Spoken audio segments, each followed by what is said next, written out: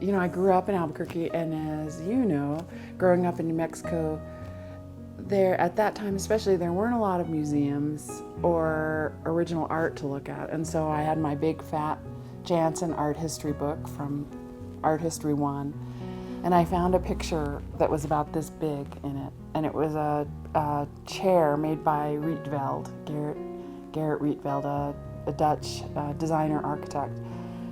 And I felt for the first time that I'd found my ancestor of art.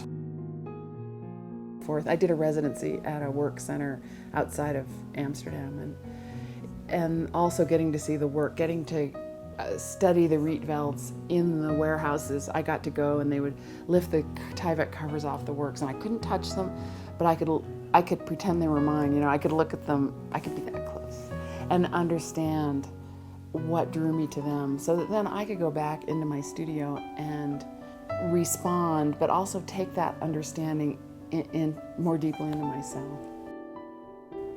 Well, I think, you know, her sculpture and drawings, particularly the sculptures, are exquisite. The surface is luscious. It appears to be kind of solid and liquid at the same time. She really, I mean, obviously has a national, international reputation, but she's a treat to have in our community. Like, this work is really calm, and yet in here there's a tilt that you almost barely feel. And so for me, I don't usually make everything really symmetrical. There's usually something in it that's just slightly off. Maybe a little like us here in New Mexico. There's a kind of tension that for me, if it was all completely symmetrical and calm, it wouldn't give it the same verve, the same vida, the same life. Well, Susan is the rare person in that she has a great dedication to her own practice and is very serious about that, but not at the expense of her teaching.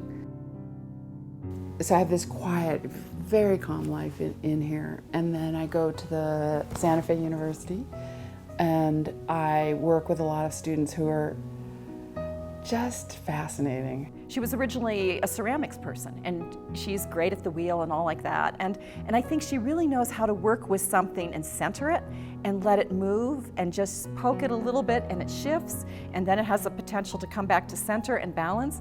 And I certainly think she works with students that way. You know, she gives them just enough of a little push that's very specific to who they are. It's not generic. It's not like, oh, let's push all the students this way. It's like, oh, this person needs a little more here.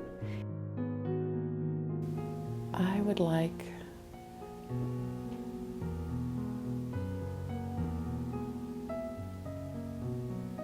to give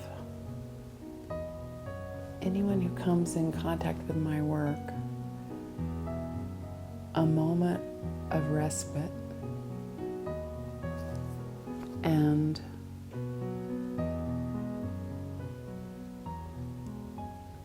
a punch in the gut.